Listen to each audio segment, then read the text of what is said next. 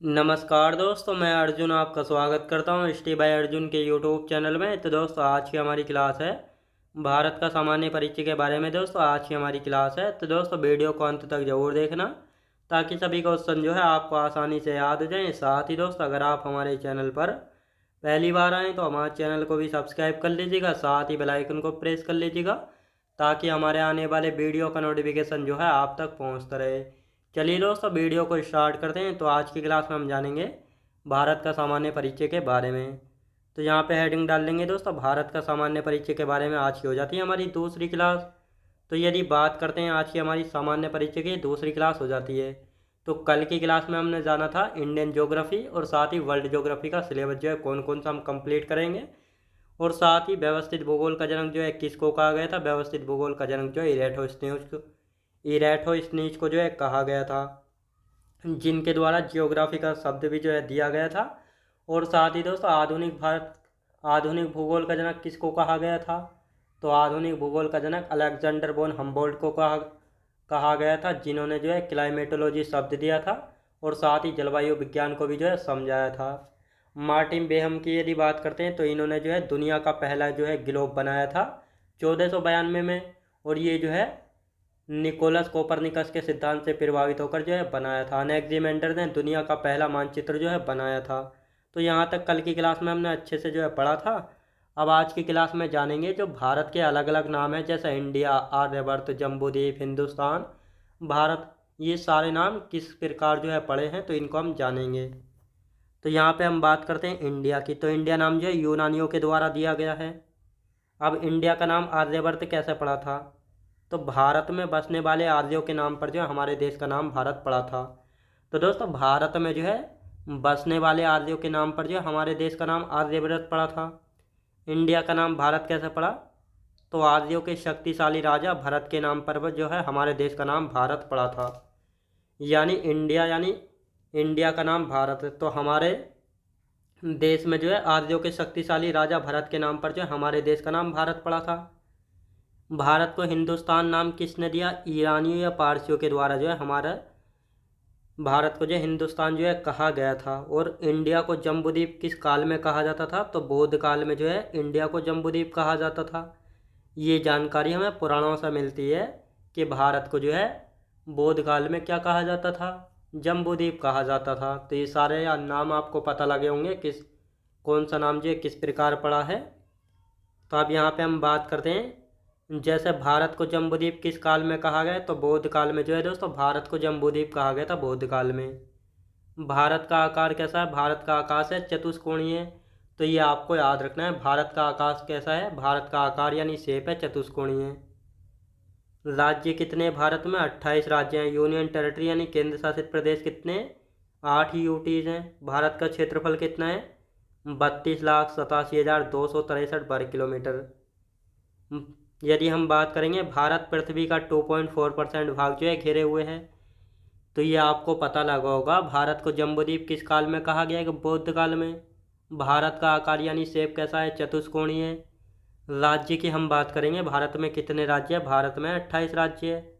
केंद्र शासित प्रदेश की यदि हम बात करते हैं तो भारत में कितने यूटीज हैं, 8 ही यूटीज हैं। भारत का क्षेत्रफल कितना है, 32,87,263 वर्ग किलोमीटर है। और ये इतने क्षेत्रफल के साथ जो है भारत जो है पृथ्वी का 2.4% भाग जो है घेरे हुए है। तो ये क्वेश्चन पूछा गया है, तो ये आपको अच्छे से याद रखना है। अब ये हमने पृथ्वी यानी अर्थ बनाया। पृथ्वी के बीचों बीच से कौन सी रेखा खींची गई। तो ये जो है पृथ्वी के बीचों बीच से खींची जाती है भूमध्य रेखा। जैसे भूमध्य रेखा, विषुवत, 0 डिग्री रेखा, वृत्त रेखा और साथ ही इक्वेटर। तो ये अलग अलग नामों से जाना जाता है भूमध्य रेखा को। तो ये आपको याद रखना है। पृथ्वी को दो भागों में विभाजित करने वाली रेखा का नाम क्या है। यानी पृथ्वी को जो है दो भागों में विभाजित करने वाली रेखा का नाम क्या है। तो भूमध्य रेखा जो है पृथ्वी को दो भागों में विभाजित करती है। तो ये आपको याद रखना है। यानी पृथ्वी को दो भागों में विभाजित करने वाली रेखा कौन सी है, भूमध्य रेखा है।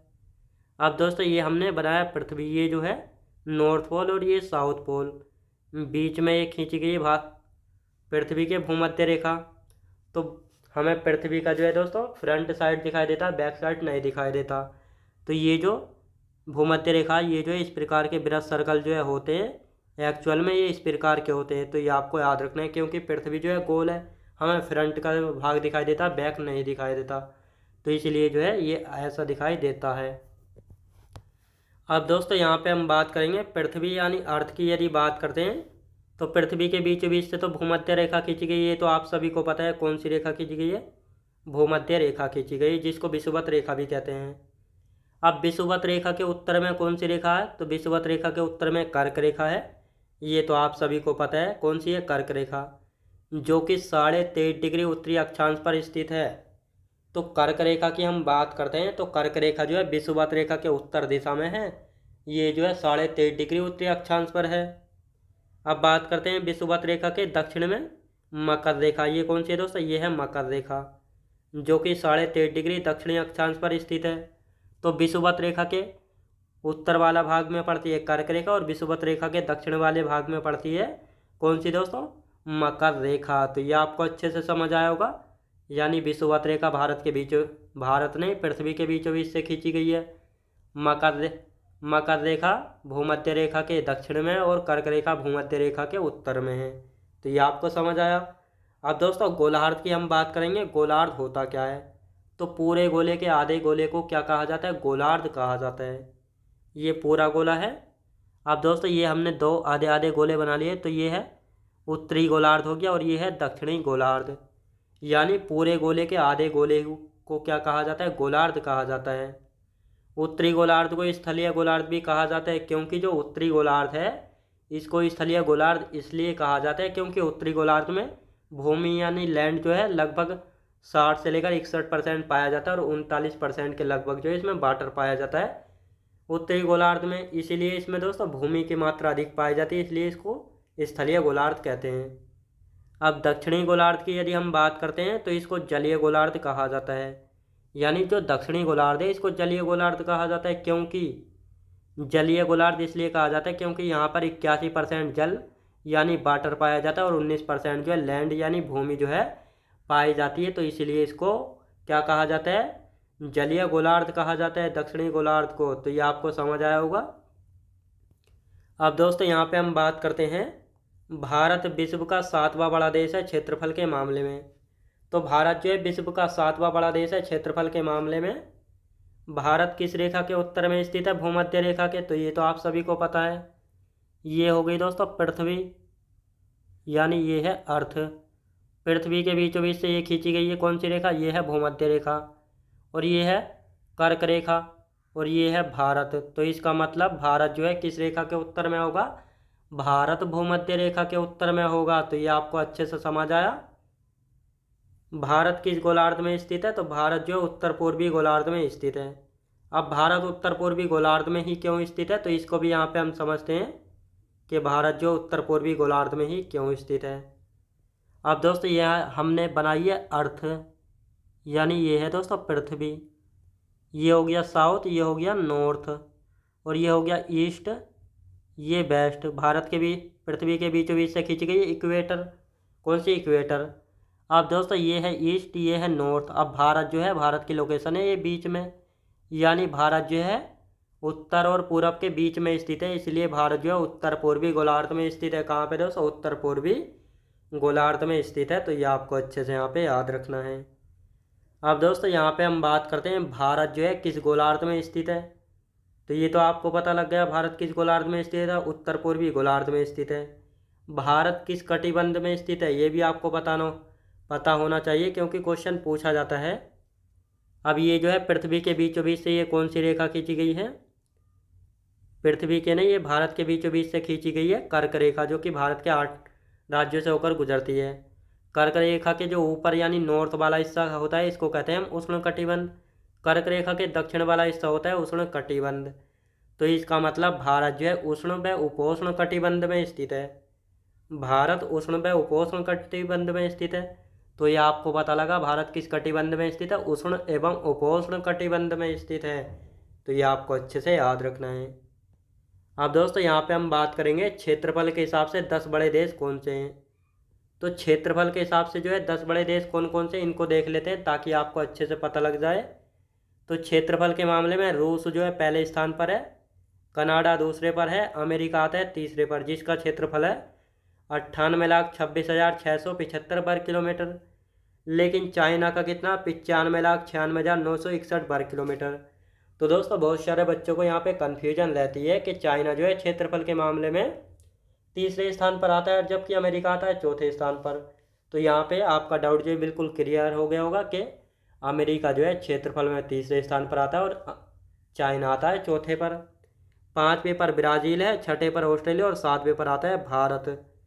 तो ये आपको पता लगा, भारत जो है क्षेत्रफल के मामले में सातवें स्थान पर है। अर्जेंटीना की हम बात करते हैं तो अर्जेंटीना आठवें पर है, कजाकिस्तान नौवें पर और अल्जीरिया है 10वें पर। तो ये 10 बड़े देश हैं क्षेत्रफल के मामले में, जिनमें से भारत आता है क्षेत्रफल के मामले में सातवें स्थान पर। तो ये आपको अच्छे से याद रखना है। अब दोस्तों यहाँ पे हम बात करेंगे भारत के 5 बड़े राज्य क्षेत्रफल में और भारत के 5 छोटे राज्य क्षेत्रफल में। तो सबसे पहले हम बात करेंगे भारत के 5 बड़े राज्य क्षेत्रफल में। तो भारत के 5 बड़े राज्य कौन कौन से हैं क्षेत्रफल में। तो पहले स्थान पर है राजस्थान, जो कि क्षेत्रफल में सबसे बड़ा राज्य ये रहा। मध्य प्रदेश है क्षेत्रफल में दूसरे स्थान पर ये है। तीसरे स्थान पर महाराष्ट्र ये रहा। उत्तर प्रदेश चौथे स्थान पर, गुजरात है 5वें स्थान पर। तो ये 5 बड़े राज्य हैं भारत के क्षेत्रफल के मामले में। राजस्थान पहले पर, मध्य प्रदेश दूसरे पर, महाराष्ट्र तीसरे पर, उत्तर प्रदेश चौथे पर और 5वें पर कौन सा है, गुजरात। तो ये 5 राज्य हो गए क्षेत्रफल के मामले में भारत के बड़े राज्य। अब भारत के 5 छोटे राज्य क्षेत्रफल में कौन से हैं, तो ये भी आपको पता होना चाहिए। यहाँ पे देखते हैं भारत के 5 छोटे राज्य क्षेत्रफल में। तो दोस्तों भारत का जो सबसे छोटा राज्य है क्षेत्रफल में गोवा है, जिसका एरिया है 3702 वर्ग किलोमीटर स्क्वायर। तो ये है दोस्तों छोटा सा गोवा, याद रखें दोस्तों, ये है गोवा छोटा सा, जो कि क्षेत्रफल के मामले में भारत का सबसे छोटा राज्य है, जिसका एरिया है 3702 वर्ग किलोमीटर। दूसरे पर है सिक्किम राज्य, जो कि क्षेत्रफल में दूसरा सबसे छोटा राज्य है। तीसरे पर है त्रिपुरा, ये रहा क्षेत्रफल में तीसरे स्थान पर। चौथे पर है नागालैंड, ये रहा। 5वें पर है मिजोरम, ये रहा। तो ये 5 छोटे राज्य हैं क्षेत्रफल के मामले में। तो ये आपको अच्छे से यहाँ पे याद रखना है। अब भारत के 5 बड़े ज़िले भी देख लेते हैं क्षेत्रफल के मामले में। तो भारत के 5 बड़े ज़िले कौन कौन से हैं क्षेत्रफल में। तो भारत के 5 बड़े ज़िले क्षेत्रफल में, तो भारत का जो सबसे बड़ा ज़िला है क्षेत्रफल में कच्छ ज़िला है, जो कि गुजरात में पड़ता है, जिसका एरिया है 45,674 वर्ग किलोमीटर स्क्वायर। ले की बात करते हैं तो ये लद्दाख का ज़िला है ले, जो कि क्षेत्रफल के मामले में दूसरा सबसे बड़ा ज़िला हो जाता है भारत का, जिसका एरिया 45,102 किलोमीटर स्क्वायर। साथ ही तीसरा जैसलमेर, चौथा बीकानेर, 5वां बाड़मेर, ये कि राजस्थान के हैं। तो ये भारत के 5 बड़े ज़िले हैं क्षेत्रफल में। भारत का सबसे बड़ा ज़िला है क्षेत्रफल में कच्छ ज़िला, जो कि गुजरात में है, जिसका एरिया है 45,674 वर्ग किलोमीटर स्क्वायर। और साथ ही यदि बात करते हैं ले दूसरे स्थान पर है, जिसका एरिया है 45,110 वर्ग किलोमीटर। तो ये आपको याद रखना है। तीसरे चौथे स्थान पर, तीसरे पर जैसलमेर, चौथे पर बीकानेर, 5वें पर बाड़मेर और ये तीनों राजस्थान के ज़िले हैं। तो ये आपको पता लगा होगा आज की क्लास में भारत के नाम अलग अलग कैसे पढ़े थे, भारत की सामान्य जानकारी, एरिया कितना है, शेप कितना है, राज्य कितने हैं, यूटीज कितने हैं और साथ ही क्षेत्रफल में किस स्थान पर आता है, कितना एरिया घिरे हुए, भारत के छोटे राज्य है, भारत के बड़े राज्य, भारत के 5 बड़े ज़िले एरियाज़ में। तो ये सब कुछ आपको अच्छे से समझ आया होगा। तो मैं उम्मीद करता हूँ आपको वीडियो क्वालिटी, कंटेंट वगैरह सभी कुछ आपको पसंद आया होगा। पसंद आया हो तो लाइक शेयर और सब्सक्राइब करना बिल्कुल भी ना भूलें। साथ ही दोस्त अगर आप हमारे चैनल पर पहली बार आएँ तो हमारे चैनल को भी सब्सक्राइब कर लीजिएगा, साथ ही बेल आइकन को भी प्रेस कर लीजिएगा, ताकि हमारे आने वाले वीडियो का नोटिफिकेशन आप तक पहुंचता रहे। चलिए दोस्तों मिलते हैं नेक्स्ट वीडियोज़ में।